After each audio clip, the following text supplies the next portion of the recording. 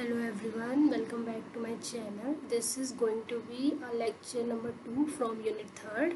So आज हम देखेंगे कि मिसमैच रिपेयर क्या होता है, मिसमैच रिपेयर कैसे प्रोकैरियोट और यूकैरियोट में डिफरेंट होता है। तो इसका हम पूरा डिटेल में देखेंगे मैकेनिज़्म।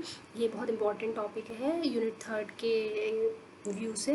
सो मिसमैच रिपेयर, तो सबसे पहले हमने पढ़ा था कि जब हमारा डीएनए पॉलीमरेज रेप्लिकेशन करता है तो उसकी जो 3 to 5 एक्सोन्यूक्लियस एक्टिविटी होती है, सबसे पहले उसका काम होता है कि वो मिसमैच को क्या बोलते हैं, अगर कोई गलत बेस डल गया है तो उसको रिमूव करें।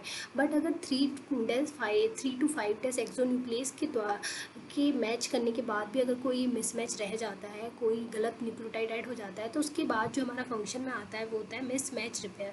तो मिसमैच रिपेयर के पास दो प्रॉब्लम होती है। सबसे पहले उसको बहुत फास्ट स्कैनिंग करनी होती है, क्योंकि मैंने पिछली वीडियो में बताया था कि सेकेंड राउंड ऑफ रेप्लिकेशन अगर हमारा हो गया तो हमारा म्यूटेशन बहुत परमानेंट हो जाता है सेल में, फिर सेल उसको जो है करेक्ट नहीं कर सकती।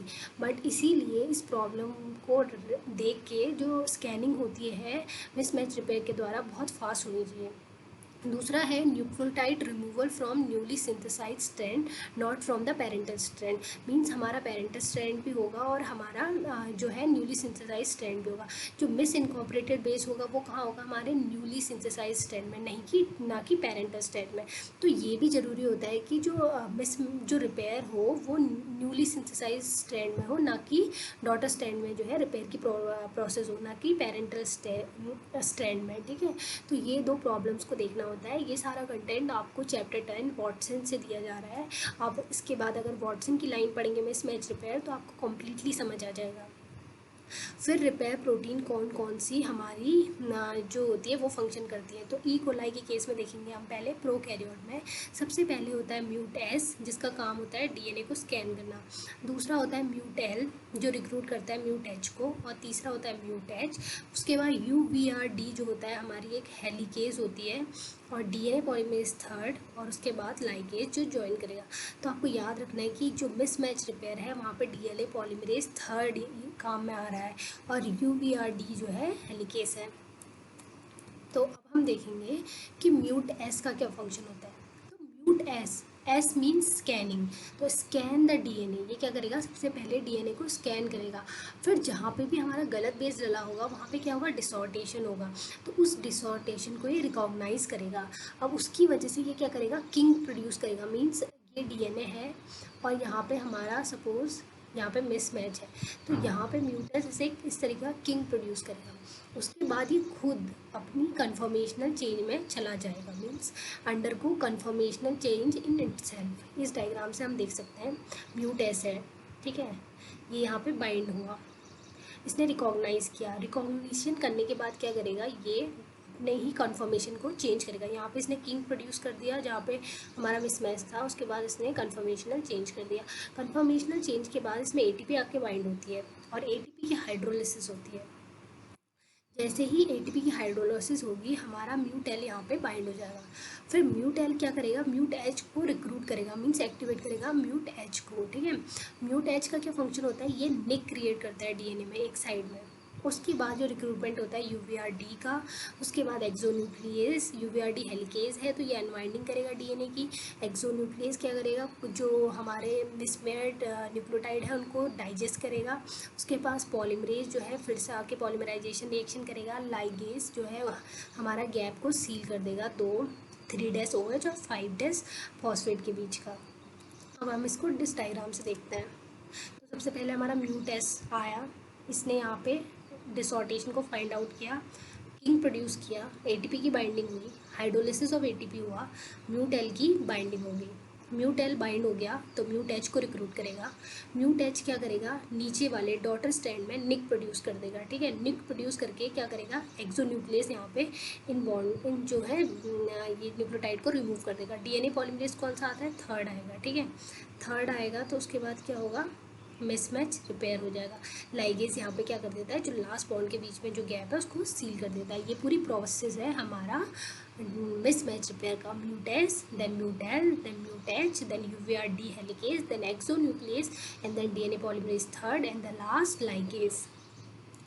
उसके बाद यहाँ पे क्या होता है, एक्सोन्यूक्लियस जो होते हैं 3 डिफरेंट टाइप के होते हैं। अगर हमारा म्यूट एच जो है निक क्रिएट करता है 5' to 3' में, मीन्स जो है यहाँ पे 5' स्ट्रैंड के पास में अगर निक क्रिएट हो रहा है तो वहाँ पे जो फंक्शन करेगी वो फंक्शन करेगी कौन, 5' to 3' एक्सोन्यूक्लियस, जिसका नाम है एक्सो 7 और रेक जे। ठीक है, यहाँ पे ये एक्सोन्यूक्लियस। अगर हमारा निक क्रिएट हो रहा है 3' एंड के टूवर्ड, तो हमारा यहाँ पे एक्सोन्यूक्लियस जो वर्क करेगा वो करेगा 3' to 5' एक्सोन्यूक्लियस। तो ये क्या करेगा, यहाँ पे इस ये बेसिस को रिमूव करेगा और यहाँ पे फिर से डीएनए पॉलीमरेज थर्ड और जाके हमारी लाइगेज आके क्या कर देगा, इस गैप को फिलअप कर देगा। तो ये भी बहुत इंपॉर्टेंट पॉइंट है, आप इसको याद रख सकते हैं। अब हमने बोला कि जो है हमारा डॉटर स्टैंड में ही निक क्रिएट होना चाहिए, मींस डॉटर स्टैंड से ही जो बेस है वो रिमूव होना चाहिए। तो हमारे डीएनए को कैसे, हमारा जो एंजाइम है वो कैसे आइडेंटिफाई करेगा कि कौन सा डॉटर स्टैंड है और कौन सा हमारा जो है पेरेंटल स्टैंड है। तो उसको रिकॉग्नाइज करने के लिए जो हमारा मिथाइलेशन की एक प्रोसेस होती है, मींस जो ई कोलाई होता है उसके पास एक डीएनए मिथाइलेज एंजाइम होती है जो मिथाइल ग्रुप ऐड कर देता है GATC सीक्वेंस में एडेनिन पे, जहाँ पे मिथाइलेशन हो जाता है। ये है हमारा मिथाइलेशन। तो जो हेमी मिथाइलेटेड स्ट्रैंड होता है, मतलब जो हमारा डॉटर स्ट्रैंड है वो न्यूली सिंथेसाइज है तो वहाँ पे मिथाइलेशन होगा नहीं। जो हमारा पेरेंटल स्ट्रैंड है वहाँ पे पहले से मिथाइलेशन होगा, तो इसे कहेंगे हम हेमी मिथाइलेटेड स्ट्रैंड। तो इसको क्या करेगा, मिसमैच रिपेयर सिस्टम इस हेमी मिथाइलेटेड स्ट्रैंड को रिकॉग्नाइज करेगा।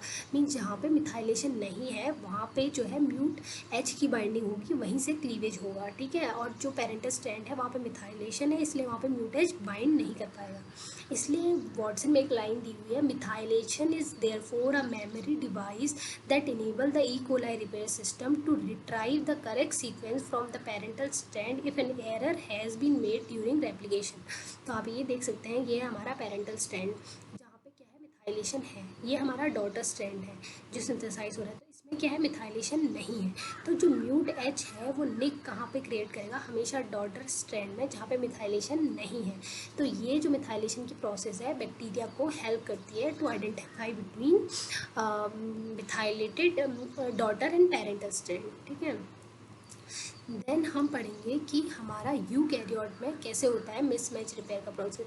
तो यूकैरियोट में जो है मिसमैच रिपेयर सिमिलर ही रहता है हमारे प्रोकैरियोट की तरह, बट यहाँ पे म्यूट एस की जगह क्या होता है, म्यूट एस होमोलॉग होता है। ठीक है, different type of mute S जो होते हैं हमारे यूकैरियोट्स में पाए जाते हैं। जैसे स्लीपेज अगर हो गया है, स्लीपेज एरर है, तो उसको जो आइडेंटिफाई करेगा वो डिफरेंट म्यूट एस होगा।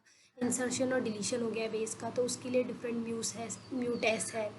Mute L, then Mut L homolog या PMS भी कहते हैं। म्यूट एच जो होता है यूकैरियोट में एब्सेंट होता है। अब वाई क्यों एब्सेंट होता है, इसका रीज़न नीचे दिया हुआ है। अगर हमारे म्यूट एस होमोलॉग में म्यूट एल में म्यूटेशन हो जाए तो कोलोरेक्टल कैंसर हो सकता है। तो ये है यूकैरियोट केस में।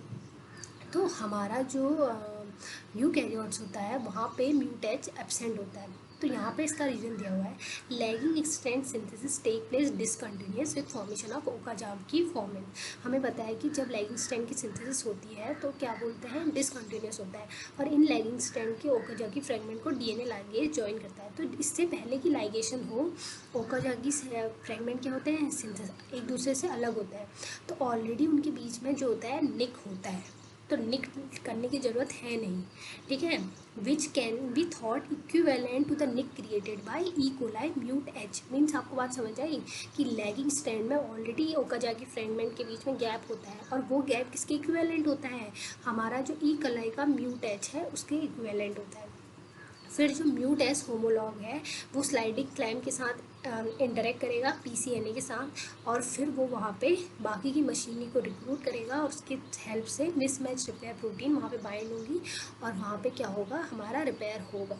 तो म्यूट एच क्यों एब्सेंट होता है आपको समझ आ गया होगा। और कैसे, जैसे यूकैरियोट के केस में कोई मिथाइलेशन वाला सीन तो होता नहीं है कि कैसे डॉटर स्ट्रैंड और पेरेंटल स्ट्रैंड को आइडेंटिफाई करें। तो इस लैगिंग स्ट्रैंड में जो ओकाजाकी फ्रेगमेंट होते हैं उनके थ्रू जो हमारा मिसमैच रिपेयर सिस्टम है वो आइडेंटिफाई करता है कि कौन सा हमारा स्ट्रैंड डॉटर स्ट्रैंड है और कौन सा पेरेंटल स्ट्रैंड है। तो this is all about the mismatch repair system. तो आपको इसमें डिफरेंट एंजाइम उनका सीक्वेंस याद रखना है, 5' एंड पे कौन सी एक्सोन्यूक्लियस है, 3' एंड पे कौन सी एक्सोन्यूक्लियस है, मिथाइलेशन क्या होता है, यूकैरियोट में क्या होमोलॉग है, म्यूटेज एब्सेंट है कि नहीं है, ये सब आपको याद रखना है। और ये जो लाइंस हैं सब वॉटसन से ली गई हैं, तो आप अब अगर वॉटसन में जाके मिसमैच रिपेयर को पढ़ेंगे तो आपको अच्छे से समझ आ जाएगा, सारा कॉन्सेप्ट क्लियर हो जाएगा। एक बार आप जाइएगा वॉटसन में, इसको पूरा पढ़िएगा, आपको समझ आ जाएगा। और अगर आपको कोई भी डाउट है तो आप कमेंट सेक्शन में लिख सकते हैं, आई विल डेफिनेटली रिप्लाई। और अगर आपको ये वीडियो पसंद आई तो लाइक करें और चैनल को सब्सक्राइब करें। So this is all about the mismatch repair. In the next lecture we will be dealing with a different topic.